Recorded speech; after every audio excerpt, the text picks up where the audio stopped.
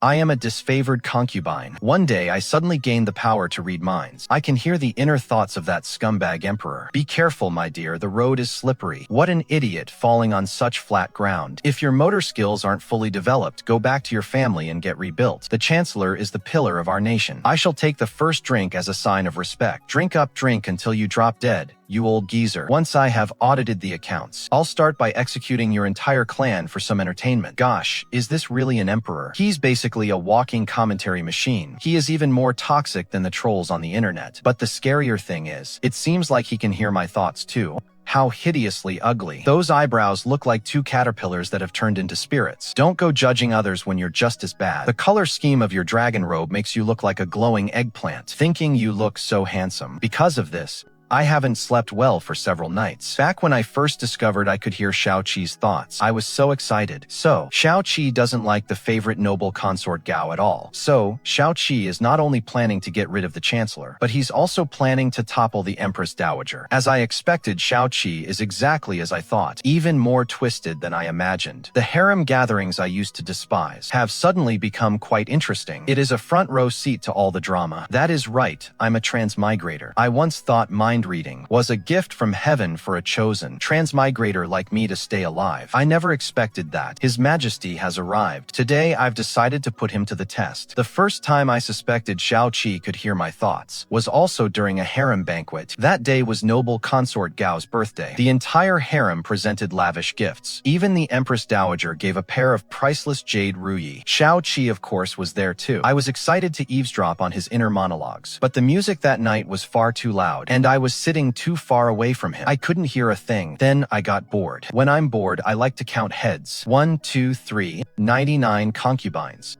Shut up.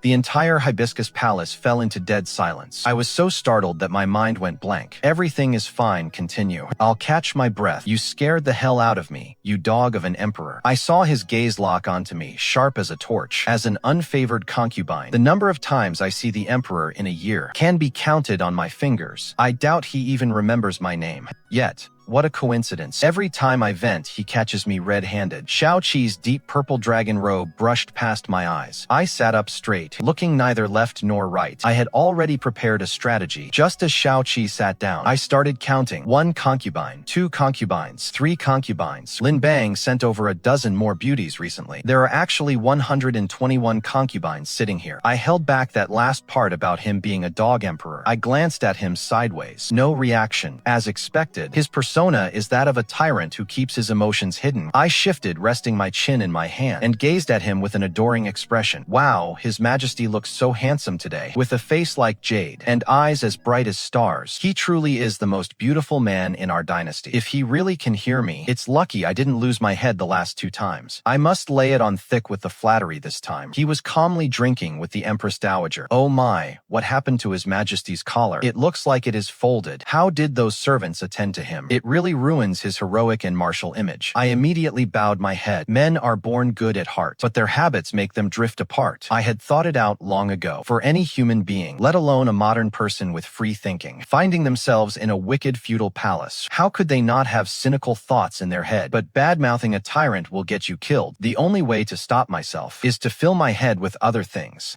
I recited from the 3-character classic to the Book of Songs, and from the Book of Songs to the Analects. I didn't dare look at him again. I finally made it to the end of the banquet. I cleared my mind, preparing to run for it, when suddenly I heard Xiao Qi's slightly tipsy voice. Beauty Su has been in the palace for 4 years. I believe I have yet to summon you. Come here to me.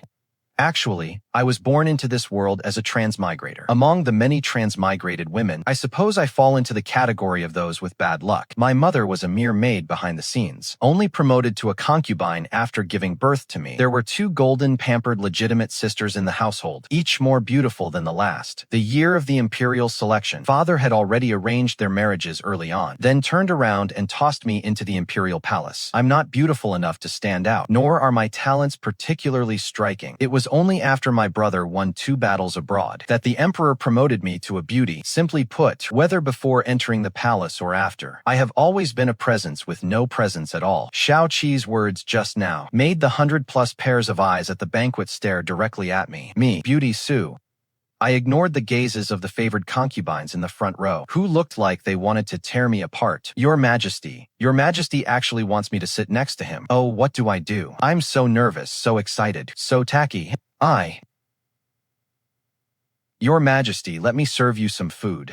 The dozens of eyes beneath us were ready to riddle me with holes. At a time like this, I have to cling to Xiao Qi even harder. I recited the names of the dishes on the imperial table in my head. While serving food to Xiao Qi, the inner monologues I'd heard for the past 2 years weren't for nothing. I only picked the dishes Xiao Qi loved. As expected, Xiao Qi looked quite pleased. It seems this daughter of the Su family is truly devoted to me. The Emperor is eating what I served him. I'm so happy. Could she be using some black magic to curry favor with me? If so, I must make sure she dies a miserable death. When the banquet ended, I claimed I was ill. The bastard emperor wants to kill me just because he can hear my thoughts. If he finds out that I know he can hear my thoughts, and that I can hear his too, he'll have me executed as a sacrifice to the heavens immediately. Luckily, his mind reading seems to work like mine. It doesn't work if the distance is too great, so I'll just stay away from him. As long as I keep my distance, I might not even have to see him for months. Shanglan followed behind me, sighing and complaining. Why did you have to fall ill at a time like this? It was such a golden opportunity. Oh, don't get up. Stay in bed. Get well quickly. I remained ill for half a month. After half a month, I figured Xiao Qi must have long forgotten about me. I honestly couldn't stay in bed any longer. And so, I went back to living a relaxed life with Shang. Even though heaven granted me a transmigration and the ability to read minds, I know my limits. After reading so many palace intrigue novels in my past life, given my skills, my greatest victory would be outliving this jerk of an emperor, becoming an empress dowager, and retiring to a temple to pray for blessings. One day, I was trying to think of an excuse to miss the Empress Dowager's birthday next month. My lady, little Jew just came to give us the scoop. Guess what? He said. Guess what he said? He said the Emperor chose your name from the registry today. Oh, what did you say? Say it again. Your Highness, are you too excited? Your Highness, even if you're excited, you must get yourself cleaned up first. Your Highness, please get up. I will assist you with your bath. Why must I serve him in bed? What am I supposed to do when I'm serving him? Must I even force my mind to flatter him while I'm in bed with him? How would I even do that? Wow, it is so big. His Majesty is so vigorous. Just kill me now, right now, immediately. In the end, I was dragged off to bathe by Shanglan, and with great fanfare I was changed and made up. Your Highness, look at your chest and your waist. His Majesty will surely love this. I looked at myself in the mirror in despair. No, I can't die. My family depends on me. Just wait, there must be a way to talk my way out of this. Xiao Qi didn't arrive with much of a procession. He only brought his personal attendant. As he entered, he glanced at me. Cheap makeup. Don't lose your nerve. The Emperor actually came. Thankfully, I haven't reported my period yet. I'll make sure to blow out the candles first, no matter what. Get it over with. If he knows I'm on my period, he certainly won't touch me. Indeed, Xiao Qi looked down, glancing at me. Rise, Lady Su. He sat down leisurely at the desk. Your Majesty, shall I serve you? Please take a rest. No rush, Lady Su. What kind of books do you usually read? I was just about to answer when I heard him think, did a dog scratch these characters? I can hold it together. Your Majesty, I haven't really read any formal books. Back when my brother was studying, I would eavesdrop and memorize some of it. I don't even know what books they were. My mind isn't working right, but I can sure tell lies. Clear my head, clear your mind. Beauty Su, have you encountered anything unusual recently? Or eaten anything strange? Your Majesty, I have been staying in the Yaoguang Palace. All my meals are delivered by the Imperial Kitchen. And as for strange people, Your Majesty, I follow the rules strictly. Unless it is something important, I never step a single foot out of Yaoguang Palace, let alone meet any unauthorized people. Stand up. You look quite pale. I shall return another day. I survived. Weia, did I say something wrong? Why did Your Majesty leave right after asking those questions? If word gets around the palace that His Majesty called for me and left after less than a quarter of an hour, where am I supposed to hide my face? Woo! Walking Xiao Qi out just as we reached the palace gate. My new skirt was far too long. I didn't even make it over the threshold. This goes to show you shouldn't be showy. Once you show off, trouble is sure to follow. My trouble started in that very second. I tripped over my skirt and stumbled forward, and Xiao Qi for some reason turned around suddenly. Then he was on top, and I was underneath, stuck together perfectly. So soft. Total creep. Your Majesty, it is all my fault. I shouldn't have worn such a long skirt. I shouldn't have walked without watching my step. Are you hurt, Your Majesty? Should I call the imperial physician? Xiao Qi held a cup of tea, not even glancing at me. He just took a slow, deliberate sip. There wasn't even a sound from his inner voice. Beauty Sue, what does total creep mean? That dog emperor comment was quite something too. I'm dead, dead, dead, dead. Knowing fear now, are you? I thought Lady Sue had grown the guts of a bear and a leopard to dare insult your sovereign so casually. My brain had already crashed. The word dead looping over and over. I don't know if you'll die later, but if you keep making such a racket, I'll have your head off your shoulders right now. I couldn't hear what else Xiao Qi was saying. My brain had already crashed from the word dead. I don't know if you'll die later, but if you keep making such a racket, I'll have your head off your shoulders right now. Forced to stop the mental loop. Your Majesty, it wasn't intentional. This consort will never dare do it again. Silence. I don't want to die. I shook my head frantically. I don't want to die. Answer my question honestly. So the first 2 times I didn't mishear. It really was you talking back in your mind.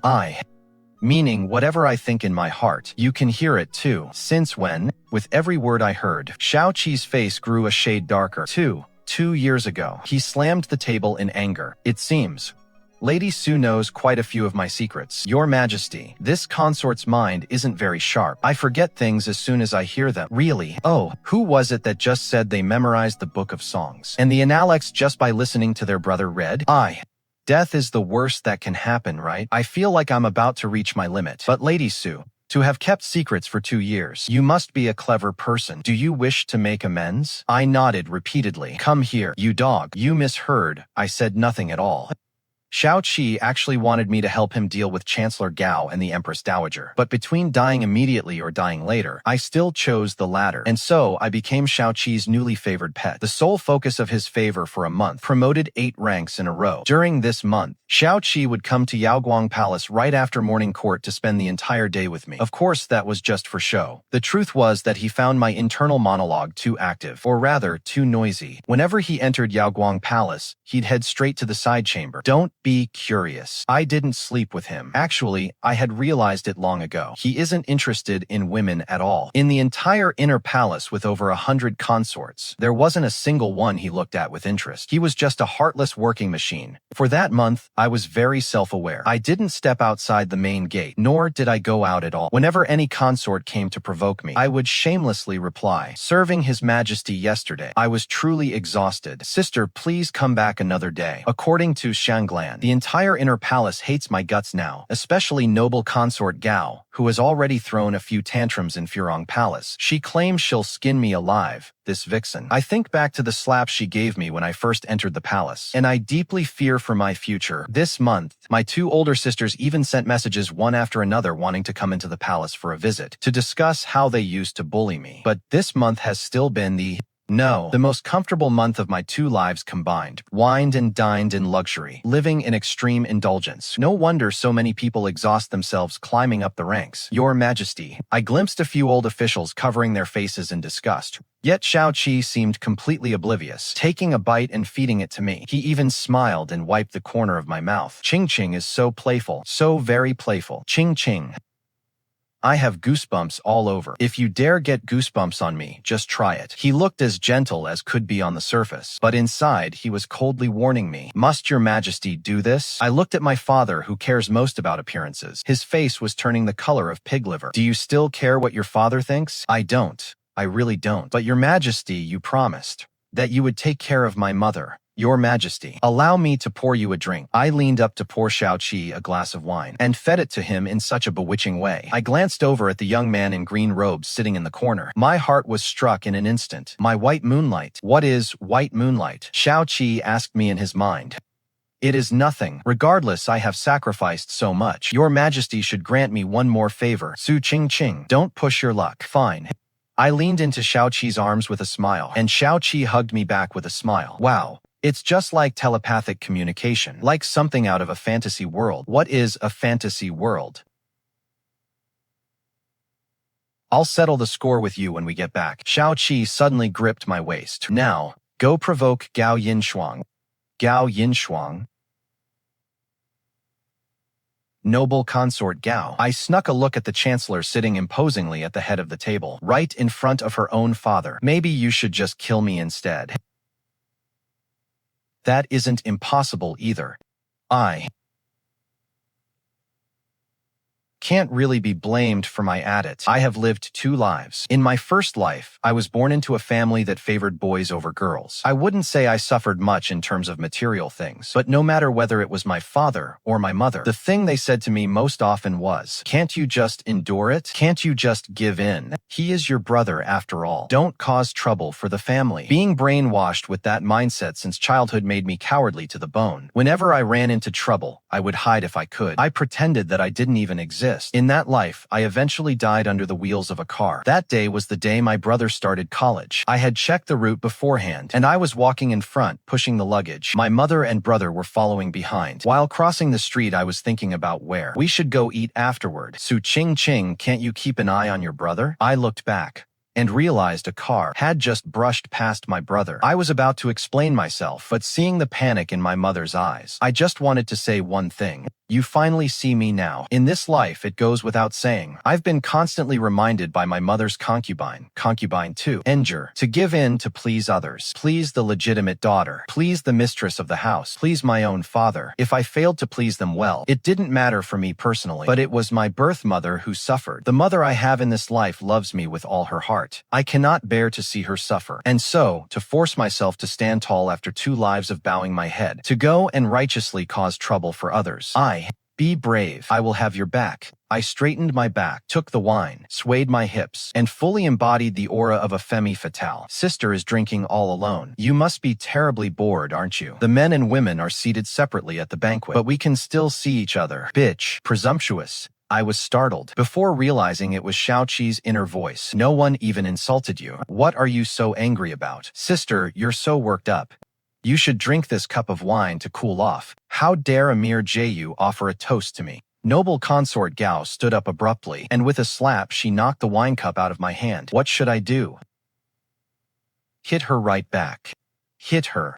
How she hit you back then is how you hit her now. My hands trembled. I didn't even have time to wonder how Xiao Qi knew she had hit me. I just remembered those slaps she gave me back then. My face was swollen for days. I glanced at the men's side. Prime Minister Gao was already peering over here. Su Qingqing hit her. I gritted my teeth and closed my eyes. No one expected that I would dare to hit Gao Yinshuang. The scene instantly descended into chaos. Su Qingqing, have I not fed you enough? I really didn't dare to use my full strength. Hit her again. Su Qingqing. 2 more slaps. I closed my eyes and slapped her twice more, leaving Gao Yinshuang completely stunned on the spot. The women's side was in total disarray. The palace attendants around Gao Yinshuang and my attendants were nearly coming to blows. Several people from the men's side rushed over in a panic. You arrogant, wicked creature. He has held high office for so long. He carries an air of authority even without speaking, let alone shouting with such full force. It scared me into taking 2 steps back. The hand I just used to hit her was shaking uncontrollably. Subconsciously, I wanted to play the coward again. What are you afraid of? I looked up. Seeing his consistently calm and unhurried demeanor, he walked over at a leisurely pace, with that beautiful, radiant light shimmering in the depths of his eyes. Just watch how I back you up. Your Majesty. Xiao Qi was closer to where we were standing. As soon as he arrived, Gao Yinshuang and I spoke in unison. But Gao Yinshuang's cry was clearly far more sincere and heartfelt. After all, her face was about to swell up, while I, this fake-favored concubine who usually calls him a dog emperor in private, inevitably sounded a bit forced and pretentious. Why did you slap noble consort Gao so hard just now? Your Majesty, you must— Before Gao Yinshuang could finish speaking. After he said that, Xiao Qi looked at my hand with concern. Did you hurt your hand from slapping her? Should I have the imperial physician take a look? You really are something else. The expression on Gao Yinshuang's face froze completely. Her tears hung right at the corners of her mouth. Your Majesty, by rank, Jeyusu should not have been at the palace banquet. Furthermore, she was so insufferably arrogant. I implore your Majesty to punish her.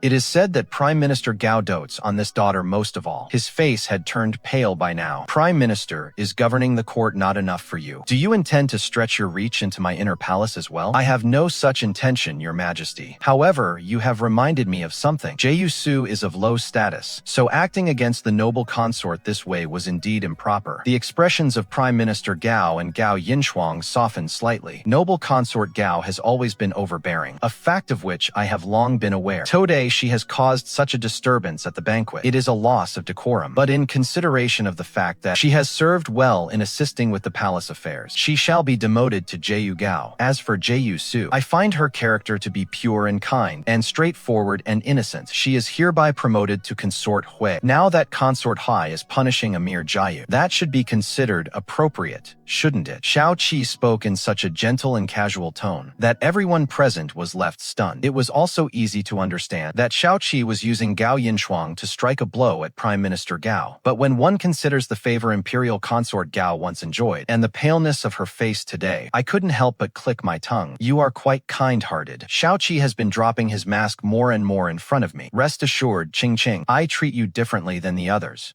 I have absolutely no privacy at all. He was the one who insisted on sending her to the harem back then, so he should have expected an ending like today's. Yeah, right, like I'd believe that. I couldn't be bothered to mask my inner thoughts in front of Xiao Qi anymore. Anyway, if he wanted to kill me, he would have already had 800 ways to do so. While bathing, I couldn't help but look at my own hands. I actually slapped Gao Yinshuang 4 times. That year, I first entered the palace, and I happened to run into her on the palace path. I was dazzled by the golden hairpin on her head, and I was a bit slow to show my respects. I don't know why she was in a bad mood that day, but she took it all out on me. No more, no less. Exactly 4 slaps. This is the first time that I've paid back the grievances I suffered. It is hard to describe the feeling. My heart feels a bit sour and a bit swollen. In both my lives, I have never been this reckless.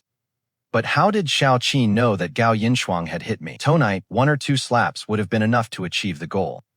Why did he insist on me slapping her 4 times? Could it be? I sat up abruptly from the tub, recalling a question I had ignored for a long time. The first time I suspected he could hear my inner voice was because the music was too loud and I couldn't hear his thoughts, so I could only boredly count the concubines. So in that same environment, how could he have heard me? Xiao Qi is trained in martial arts. Those who practice martial arts have keen hearing and sharp vision, and their other perceptions must be more acute than ordinary people. So, I'm hungry. I want some sweet fermented rice balls. When I looked at the attendant next to Xiao Qi and saw him bring over a bowl of sweet fermented rice balls, I collapsed face down into my bedding. So Xiao Qi didn't go to the side hall because he found me noisy. He didn't want me to hear his inner thoughts. So for this past month, every single one of my thoughts, the ones meant for me to hear, and the ones that weren't had all been heard by Xiao Qi. Just give me a cup of poisoned wine. I've lost all dignity. What is there left to live for? I don't know if it was just my imagination, but I seemed to hear Xiao Qi laughing boisterously, completely shedding his composure. Your Majesty, my hairpin is broken. Immediately, someone brought over a whole set of jewelry. Your Majesty, I always feel like your tea smells better than mine. Immediately, someone sent 2 jars of fresh tea to the Yaoguang Palace. Your Majesty, why do you think it snows? Why does a year have 4 seasons? Why does a day have 12 double hours? Why do flowers bloom in spring and bear fruit in autumn, instead of blooming in summer and bearing fruit in winter? What do you think? This time, it was Xiao Qi's personal attendant who arrived. Looking at the inner hall with a strange expression, my lady, His Majesty says that you are too noisy. I snorted coldly in my heart. If you think I'm noisy, then don't come. Just stay at your Qingqing palace. I guarantee no one will bother you there. Before long, the attendant came back again, with an even weirder look on his face. My lady, His Majesty says you are his beloved consort, so he is not going anywhere. He is staying right here at Yaoguang Palace. Then come here yourself. Why is it only you who can hear my thoughts, while I can't hear yours? I could feel the attendant was on the verge of a breakdown. My lady, His Majesty says he will not come, lest he lose his self-control. Knowing full well he meant he might lose control and kill me. But seeing the subtle expression on the attendant's face, I still ended up blushing. Anyway, no matter how much I acted out, Xiao Qi still arrives at the Yaoguang Palace every single day like clockwork. I continue to stay indoors. I have no idea how far he's gotten with his plans to take down Chancellor Gao. One day, way, the eunuch brings over a set of clothes. My lady, His Majesty says he's going to back you up again today. My eyes light up the moment I see those clothes. Is he going to take me out of the palace? I'll never call Xiao Qi a damn emperor again. Seriously, he actually brought me back to the SU estate to show off. My father, who usually only dares to bully his own family, was stuttering the entire time. He couldn't even get a complete sentence out. It turns out my mother had long since been elevated to the status of a wife of equal rank. Xiao Qi even granted her an official title. Ever since I started being favored, my father hasn't been promoted a single rank, yet he granted this honor solely to my mother. What does this mean? Anyon with half a brain knows. No one in the household dares to bully her anymore. When I was alone with my mother, I couldn't help but shed a couple of tears. She asked me if life in the inner palace was hard. I shook my head, even though I know it's all a ruse.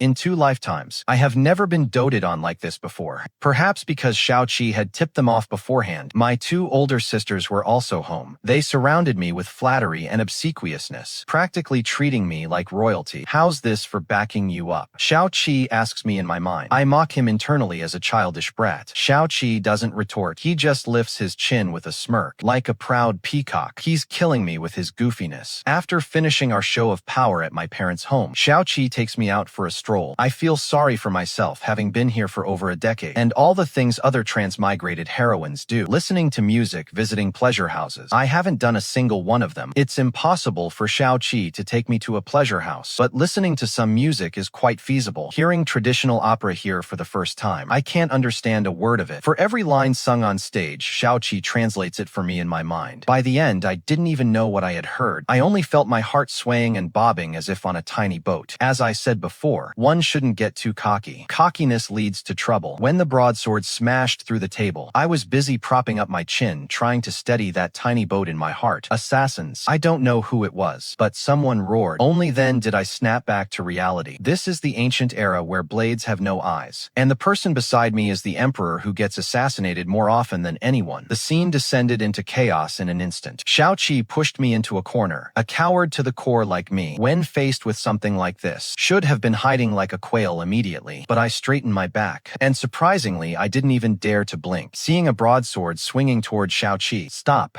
I don't even understand why Xiao Qi suddenly let out that explosive shout. When the piercing pain struck my back, I realized that consciousness is even harder to control than anything else. And even harder to control than consciousness is the body itself. I actually threw my life away to take a blade for Xiao Qi.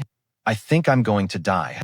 The blood is pouring out as if it costs nothing. Xiao Qi is furious, urging the carriage to go faster. I want to tell him not to worry. I'm a transmigrator after all. Taking a blade for the male lead. It is just a standard trope. I don't know why the author had to arrange such a click plot for me. Couldn't they come up with something fresh? My throat gurgled, but no sound came out. Suddenly, I remembered I have a golden cheat as well. I called out to Xiao Qi in my mind. Your Majesty, don't worry. I won't die. How could you be so stupid? Those assassins were all arranged by me. Why did you need to take a blade for me? You should have told me earlier. You know I'm not the brightest. It was my fault. He actually apologized to me. I'm sorry, Qingqing. From now on, I won't keep anything from you. Don't say you're sorry. You didn't do anything wrong. My mind felt light and airy. I just blurted out whatever came to mind. Although I always call you a jerk of an emperor. In all honesty, you are a very good emperor. You are diligent and care for your people. You aren't distracted by women, and you know how to put the right people in the right jobs. You've mastered the art of statecraft at such a young age. The people are lucky to have an emperor like you. And honestly, I'm lucky too. Xiao Qi. I've actually had a wonderful time in your harem these past 4 years. Aside from the occasional bit of trouble, I never had to suck up to anyone or please anyone. Xiao Qi. Is it snowing outside? It is so cold. I can't wait anymore. I'm so sleepy. Su Qingqing. Didn't you want me to grant you a wish? I fought to keep my focus through the haze. If you survive, I promise you. Really? An emperor never breaks his word. Then once all this is over, let me leave the palace. I think I stopped myself. Xiao Qi also fell silent. He didn't reply for a long time. My consciousness began to blur again. Fine, I promise you. Don't you dare fall asleep. Of course, I didn't die, but with such a deep wound on my back, I had to lie on my stomach for half a month. It is said that during those 2 weeks, Prime Minister Gao's faction was completely dismantled. Even Gao Yinshuang has left the palace to pray. My other target, the Empress Dowager, is also here. She returned to the palace the day after Xiao Qi was assassinated. The moment she arrived, she dragged Xiao Qi off to scold him. Xiao Qi finally moved out of Yaoguang Palace, but he still comes over for an hour or two every day, which is why the rumors of me being a seductress remain rampant. After my wound healed, I recuperated for another half-month. One day, I couldn't help but ask Xiao Qi what he wanted me to do next. Aren't we supposed to be bringing down the Empress Dowager? You don't need to do anything. Doesn't that mean I can leave the palace now? Xiao Qi's face darkened suddenly.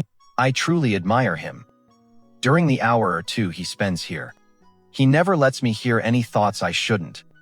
He is truly worthy of being an emperor, unlike me, who gave up on self-restraint a long time ago. I understand I just need to keep acting as the seductress. Xiao Qi's expression softened slightly at that. So should I continue to skip greeting the Empress Dowager in the morning? Yes, keep skipping it. I looked at him in confusion. I've had the feeling his mood has been poor lately. My mood is perfectly fine. He twitched the corner of his mouth. All right then. I lowered my head to embroider a sachet. My embroidery skills were drilled into me by my mistress. They are better than my calligraphy. When I looked up again, Xiao Qi was still there. I saw him looking as if he had something to say. Just as I was about to ask what was wrong, he flicked his sleeves and left. Awkward man. It seems I really only need to play the part of the seductress. Half a month later, news spread of a rift between the emperor and the Empress Dowager. Because it was time for Xiao Qi to appoint an empress, the Empress Dowager wanted to crown a woman from her own Shui clan. But the emperor insisted on making me the seductress his empress. Given my background and reputation, that naturally stirred up a storm at court. Another month passed. Everything suddenly quieted down. No one mentioned the appointment of the empress anymore, and no one was loudly condemning me anymore, or criticizing how I had bewitched the emperor. I'm not quite sure what happened at court, but it seems Xiao Qi won't need me for much longer. It has been a very, very long time since he last visited Yaoguang Palace. Although gifts are sent over every few days, I haven't actually seen him in a long time. So, when I woke up in the middle of the night and saw him hazily sitting on the daybed by my window, I thought I was dreaming. He was in a moon-white robe, without even a lamp lit, drinking tea by the moonlight. Xiao Qi. I forgot to address him as Your Majesty. I sat up and realized it wasn't a dream. Are things settled with the Empress Dowager? Before I even finished my sentence, he spoke immediately. No.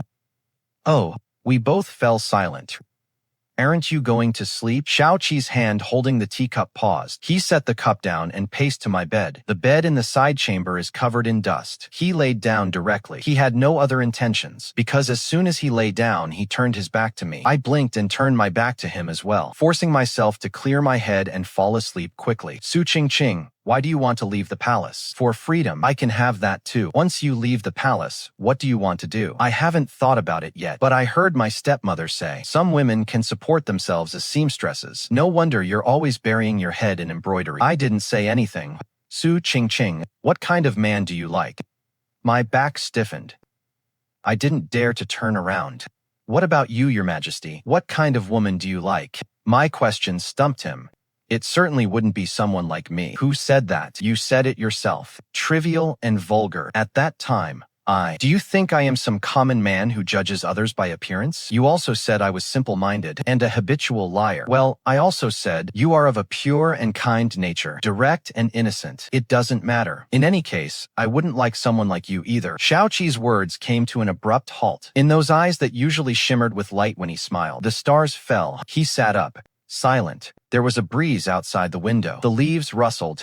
After a long moment, his voice turned cold as well. 3 days from now, I will have you escorted out of the palace. Not until a quarter hour after Xiao Qi had left did my shoulders finally relax. I truly am a girl who loves to lie. Clearly, I am fond of Xiao Qi, fond of him beyond measure. Fond enough that my very first instinct upon realizing it was to leave. He does not belong to me alone. He belongs to the entire inner palace. He belongs to the whole world. But this favoritism, a rarity that only happens once in 2 lifetimes, I want to seal it away. As long as I leave, as long as I do not see it with my own eyes, he will forever remain that Xiao Qi who favored me, doted on me alone, and would stand up for me and only me. The next day more gifts arrived from Xiao Qi. jewelry of all kinds, ornaments, calligraphy and paintings, all sorts of things I could imagine, and things I couldn't. I felt he was doing it on purpose to upset me. He knew I couldn't take these things with me, and even if I did, I couldn't sell them. Yet they kept coming in waves. Each time, a whole room full of them. The palace servants would just finish tidying up, and another room full would arrive. I wanted to go out to pick some osmanthus flowers, but seeing how busy everyone was, I didn't call for anyone to accompany me. I left the Yaoguang Palace on my own. Anyway, everyone in the palace knows I am the seductress consort. No one would dare to provoke me. It is mid-autumn now. Not far from Yaoguang Palace I found 2 sweet-scented osmanthus trees in full bloom. Yesterday Xiao Qi said I was buried in embroidery all day, thinking I was preparing to leave the palace. Actually, that wasn't it. I wanted to embroider a sachet for him, but I was never satisfied with it. After embroidering several of them back and forth, only one was barely presentable. If I pick some osmanthus flowers today to dry, I should be able to finish the sachet before leaving the palace. I only need to make 1 sachet, so I don't need many flowers.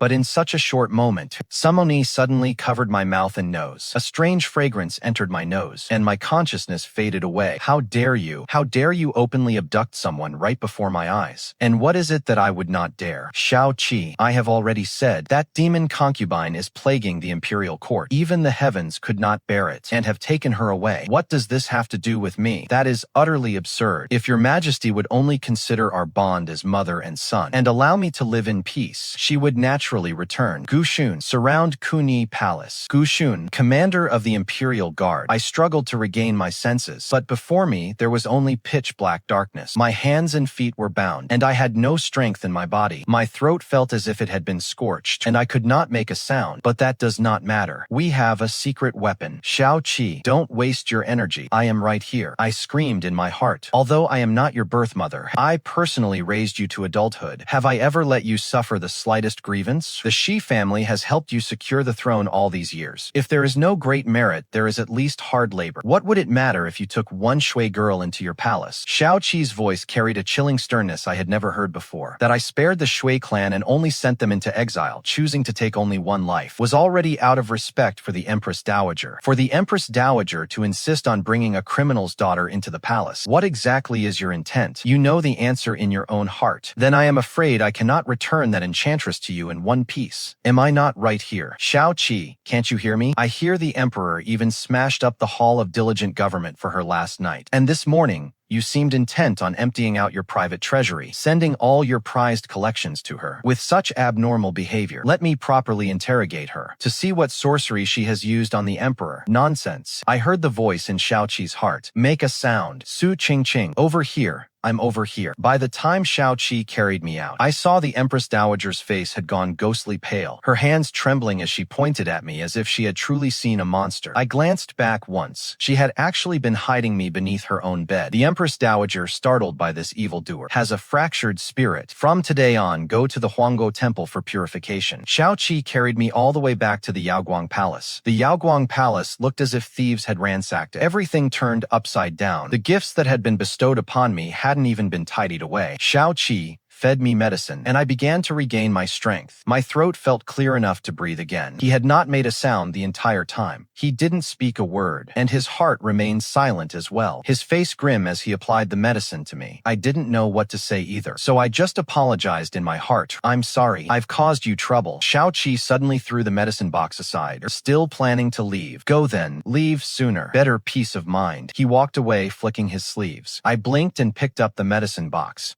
What a bad-tempered tyrant. Everything went according to plan. The next day, I finished making the sachet. I placed it on the desk where he liked to sit. I had embroidered the character Qi on it. If he thinks of me once in a while, he will see it. Right? In the afternoon, the servants from the Qingqing hall sent more items over. To my surprise, it was a stack of banknotes. Shanglan wiped away tears as she packed my belongings, but she actually knew that my favor was all just a facade. It rained on the 3rd day. The north wind was howling. Xiao Qi was wearing dark, plain robes. He didn't bring anyone with him. I had refused the suggestion to take Shanglan with me, so I was alone as well. In the long palace corridor, there was only the sound of the wind. So, when the heart is locked away, even if you possess extraordinary extraordinary mind-reading powers. You cannot fathom a single bit of the other person. Xiao Qi brought me to the Shiji gate. He had probably arranged it all in advance, for there were no guards there. A carriage was waiting outside. My belongings had already been packed inside. At the very last moment, there had to be something said, right?